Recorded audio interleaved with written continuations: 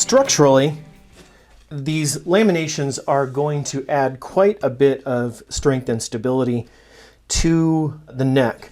Although this is a laminated heel block, you know, we've got, these are stacked up 1, 2, 3, 4. We've got these 4 pieces of lamination, I guess you could call it that. But when they're horizontal like that, those horizontal pieces are not going to offer as much resistance to the pull of the strings as the vertical laminations are. You can think of those vertical laminations and vertical glue joints similar to how we view quarter sawn. Each of those joints is going to add a little bit more strength vertically and will resist the bend and the pull of those strings. When we've got 180 pounds of string tension on here, those vertical laminations are going to do a much better job of resisting that pull than these horizontal ones. Let's take a look at these laminating pieces that I'm going to use. So the stack I'm going to use, there's going to be 1 piece of walnut here, followed by a white fiber, and then another piece of walnut. And of course, the other side of the neck. So that's how they're going to get glued up. Before I do that, I do want to cut this a little bit closer. So I'm going to take my white pencil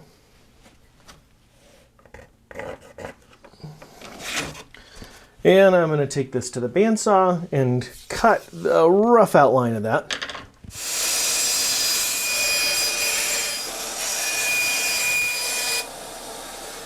I'm going to do the same thing to this fiber.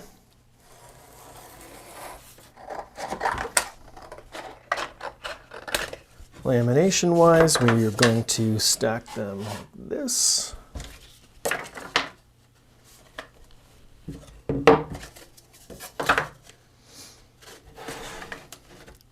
These pieces that you're laminating, make sure that they are the same width if you want them to be symmetrical. I do, I care a lot about that. So I did take them to my drum sander and get them exactly the same thickness. That is one thing to make sure that you do. That looks good. Now, how do we align them without them skating around? Well, there are a couple ways you can do that. One is to say, look, I've got this extra material here that is going to be for the mortise and tenon, and the tenon is actually going to come down only to about right here. So this is kind of excess material here that is going to get wasted when we cut the neck, cut the mortise and tenon, and shape the neck. So I'm going to put my connector piece in here. You can use a dowel or you can use a screw, and I am going to use a screw here, and then also on the other end, this is a lot of peg head, and we're not going to use that much. So I am going to drill down here for a screw as well. And you have to be very careful about this, about getting a good sized pilot hole, otherwise you will split this piece. There's just not that much material. Just be careful about drilling a pilot hole and you can go all the way through. Now, a dowel is going to be safer in terms of not splitting this open. So you can do that. You can pre-drill this whole thing before you even split it down the middle to save yourself a little time. But I've found that if something changes and these two pieces aren't quite in alignment and they get out of plane a little bit, then the doweling them presents a little bit of a problem if you pre-drill the holes because they don't quite line up like they should.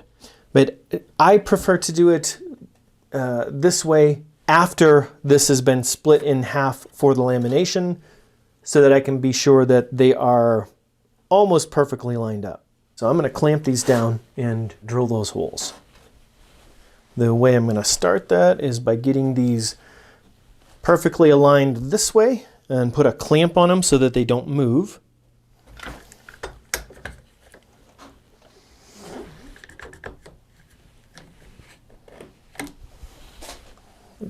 vertically, horizontally. All right, now I'm going to drill these holes. This is what I'm using for the screws. So you can see that's going to go most of the way through, not all the way, but enough to connect those two sides and cut through the center lamination, which is really all I need. I can't really give you advice on a screw size or a drill bit size. The best thing I can tell you is just make sure that they're matched up and that you leave enough meat on your hole so that the threads can grab. I do recommend using a brad point bit. That's going to keep you well centered and give you a much better start on your hole. All right, now I'm going to put the alignment screw here on the heel block, and it'll be down here where it will be in the waste material after the tenon will be cut off, because the tenon is only going to go to about right here or so. So I've got plenty of room here to make that hole so that it doesn't rear its ugly head anywhere. Keep in mind that these screws are not for actually making the lamination and holding this whole thing together. The only thing that these screws or dowels, if you choose to use those, are going to do is keep the alignment this way as well as vertical this way, so that when we clamp these together, they don't skate all over the place. On this particular guitar, it's going to be 4 glue joints, so that's a lot of glue to spread and to allow to skate. That's a lot of liquid tension that is not going to want to squeeze together correctly unless they are aligned with those screws or dowels. So that is the only purpose for these screws. It is not to compress these together and make that glue lay up. It is only for alignment purposes.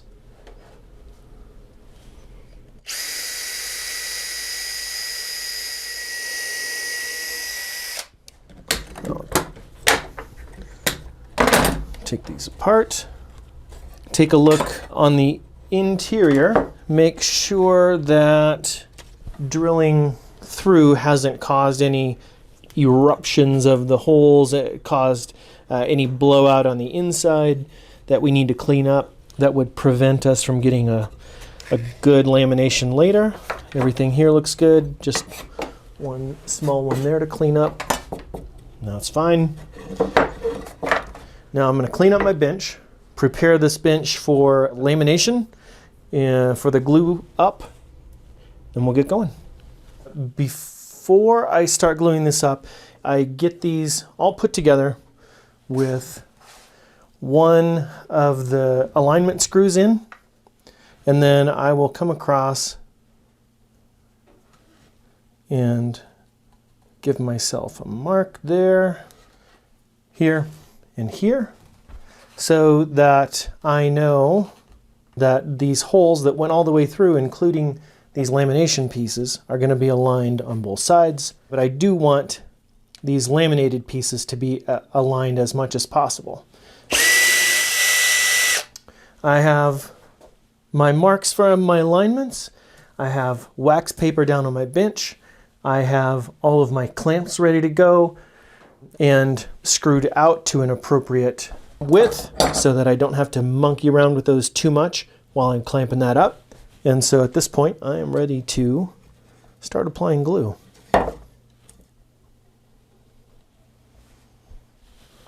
Now, to spread the glue on this, I do use gift cards, hotel cards, just a larger plastic spreader, because this is a large surface.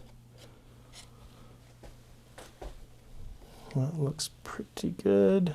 Okay. Next.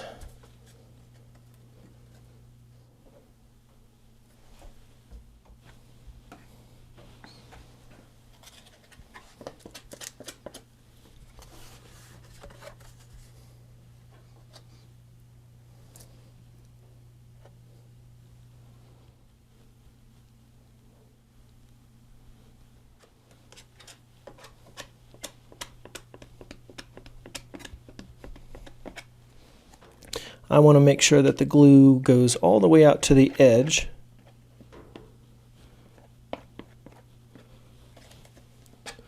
On these spots. Okay, that's good.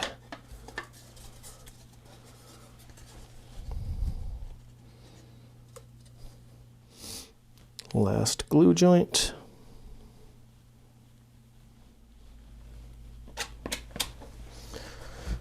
It's looking a little bare here.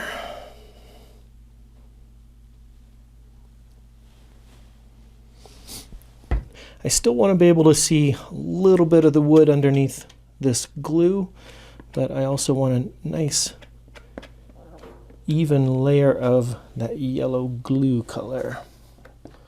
There we go. That should do it.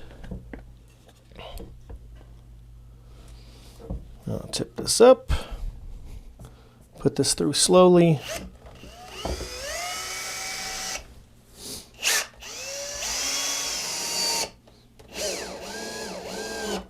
Okay, that's number one. Now, like I said before, this one is back here is rather prone to cracking, so make sure that pilot hole is large enough. And go slow.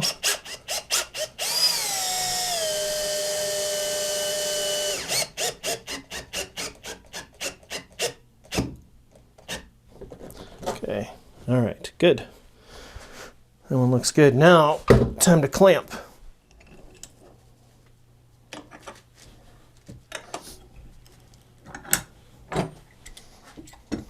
You can use really just about any clamp you want on these. C clamps, F clamps, quick grip clamps, although the C clamps I feel like are a little stronger hold and they don't flex as much, especially as much as most F clamps.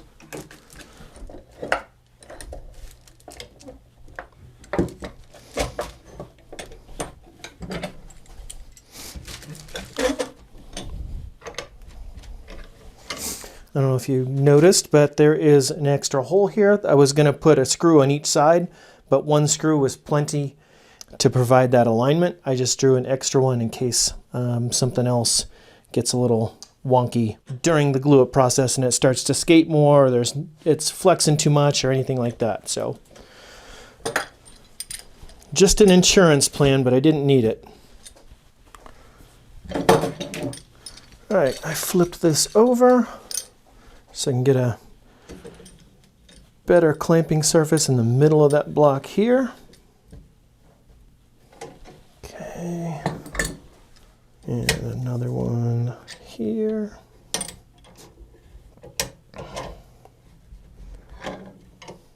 Now, what you will likely find as you glue these up is that as that fluid tension inside changes and the glue squeezes out, that you might find some of these clamps are a slight bit looser.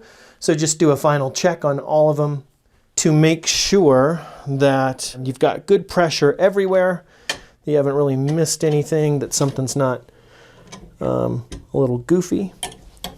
Your alignment still looks good. This does. And that should do it. Oh, that one was a little loose. You really don't want to crank down on all these clamps as tight as you can go, but you do want a reasonable amount of force to where it doesn't feel like it's going to clamp down or squeeze down anymore, with a reasonable amount of force. Now, if it was just the squeeze clamps, you probably want to squeeze those as hard as you possibly can because of the flex built into most of the plastic squeeze clamps. But with these C clamps, there's so much force throughout the whole thing. You can be assured that as long as everything has a good clamping pressure, these are all spread out nicely, that you're going to end up with a good lamination. And at this point, I'm going to take out my alignment screws just so that the screws themselves aren't providing any resistance to getting a good clamp. I'm going to let this sit for 2 to 3 hours. Make sure that everything dries, well, not completely. Internally, there might be still some moisture. But similar to the scarf joint and the laminated block, heel block, I do want to allow a little more time for these larger glue joints to dry and cure. So that's why the slightly longer cure time, or dry time, I should say. The PVA glues don't really cure, but drying is the cure. So we'll let these go, come back to check on it in 2-3 hours, and start getting it cleaned up and ready to work further on it.